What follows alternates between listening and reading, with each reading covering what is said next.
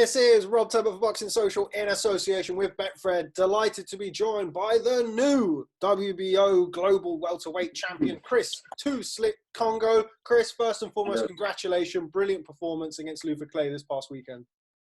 Thank you, man. Thank you. I mean, it's been crazy. The responses, the feedback, the love, the hate, everything, bro. I embrace everything, you know. Let's talk about the fight itself. First off, what did you make of your performance? You know what? I'll give myself just a tiny bit of credit. Just because I could come out from a 16-month layoff and be able to put on such a good performance, you know. But I think it was a good fight. Luther, you know what? I take my hat off to Luther, man. He's a good opponent. Great inside fight and trying to get inside. You know, he was very strong on the inside. So yeah, but listen, I think I done well. I done what I had to do, man. I had to sort of make a statement, you know, and I think I done a good job with that. You certainly did. And let's just talk about that. Obviously, the fact that you've been out of the ring for 16 months, I know that you keep yourself busy and you're always available for elite level sparring and what have you, but nothing really replicates that in the ring feeling. How did you feel the first few rounds? Did you feel a little bit of ring rust in there? Oh, 100%. I was like, whoa, what is going on? I was throwing my jab thinking, oh, I'm in the ring. This is not sparring, you know. So yeah, I think the good thing about it was the sparring, you know, because that's why I was able to sustain and be able to go on till the ninth round. A lot of people thought I would fade late, which wasn't the case. So the sparring definitely helped me out, just sparring whoever, and even just getting in there. There's nothing more that can help you better than sparring, you know. So yeah, that helped me out a lot, but it is completely different to the fight. I felt like I was having my debut again. Like it was that sort of feeling. I was super nervous. I embraced the moment, smiling towards coming out to the ring, and I just took it with both hands, man. See, the next time that Jimmy Mack puts you through all of those circuit trainings, Chris, that's why he does it. Yeah, 100%, 100%. And we probably going to be in even better condition now. So, yeah. Like you just touched upon there, coming to the ring, obviously fighting without any fans there. It's been weird because, I mean, I've spoken to Fabio Wardley, I've spoken to other people who have sort of said that you can kind of feel an atmosphere there. Felix Cash said the same thing. Did you feel like that? Yeah, 100%. I believe so. You can kind of feel a small atmosphere there. I could hear everything. I could hear my whole corner. I could hear Al Siesta screaming in the back there. So yeah, I could hear Luther's corner, knowing what they were gonna do. You know, everything's a lot clearer, but there's still the pressure and knowing that you're in a fight still. You know. Anything that Luther did surprise you in the fight at all?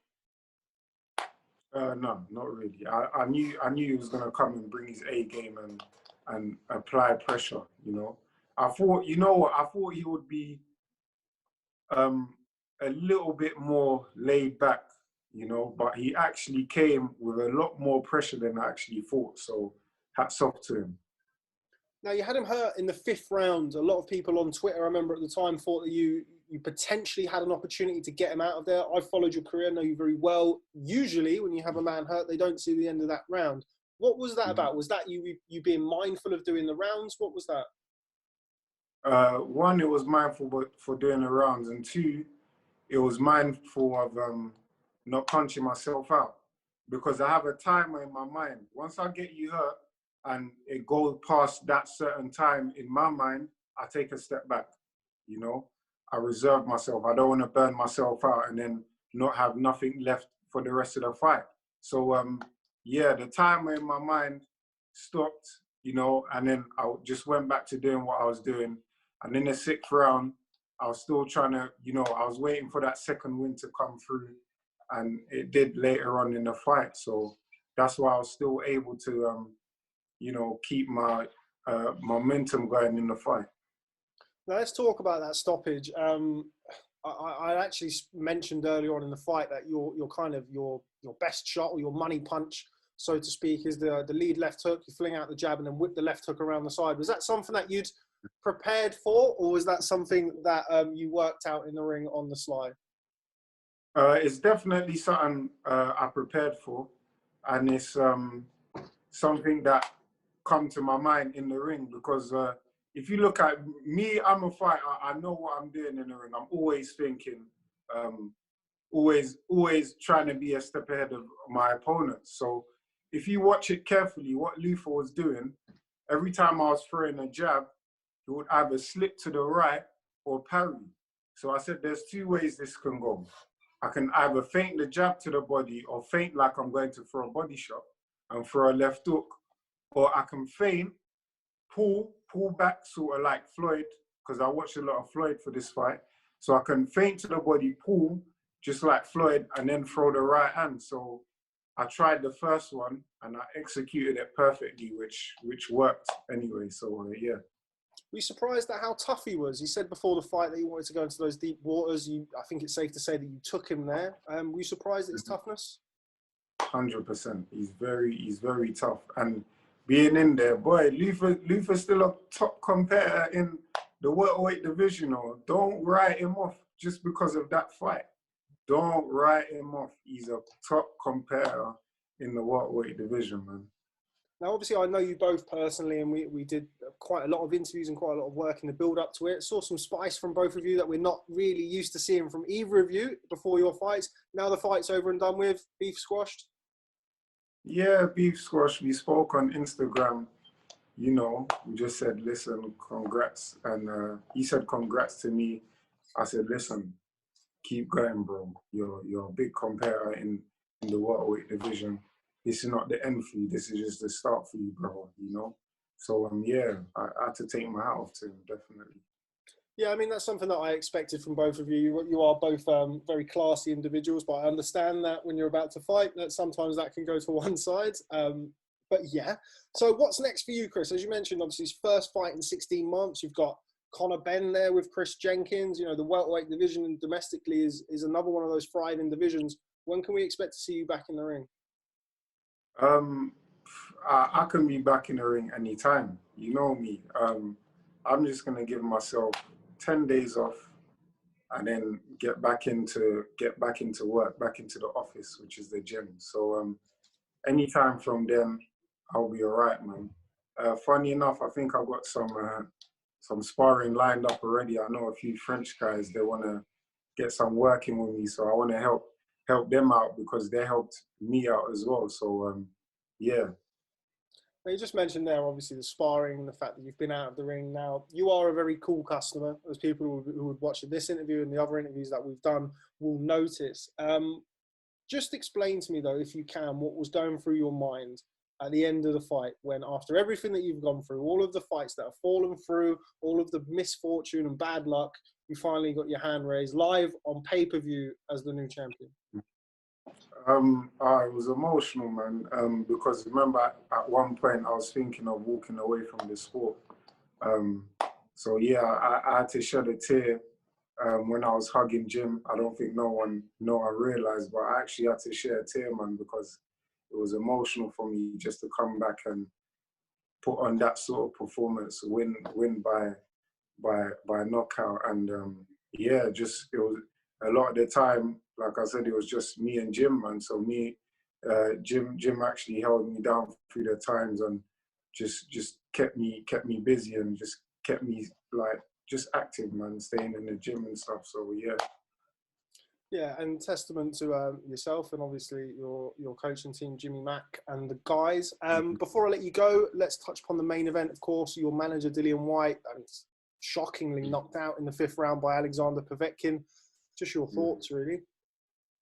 My thoughts was wow. To be honest, I thought Povetkin was gonna go in the next round. Within 6, I said no. When I watched the first couple rounds, I said flip. I said no. This is not gonna go past 6.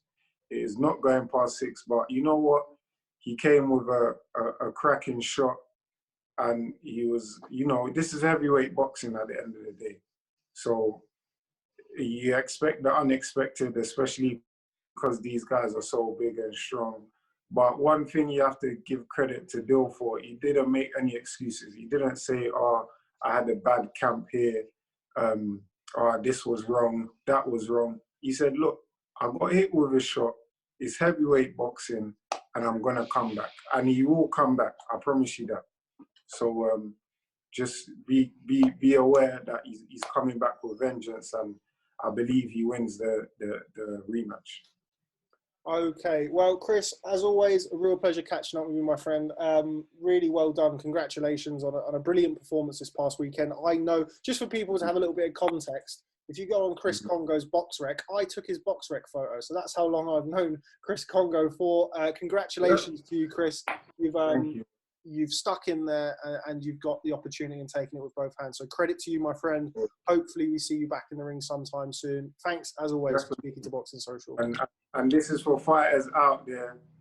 Keep pushing, man, because I was going to walk away from the sport myself. I was thinking, look, I can't do this no more. It's been too long, you know, and it might be a year, 2 years. It might be even longer, but there's always light at the end of the tunnel. And now, look, man, my phone's been going off ever since the fight.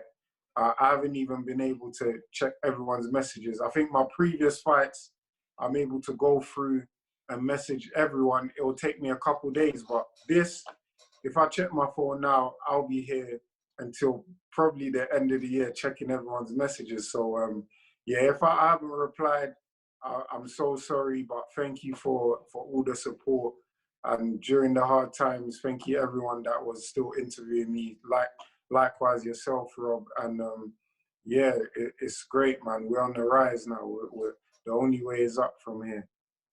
Okay, well, Chris Kongo, real pleasure. Congratulations once again, and I'll catch up with you soon. Thank you. Cheers.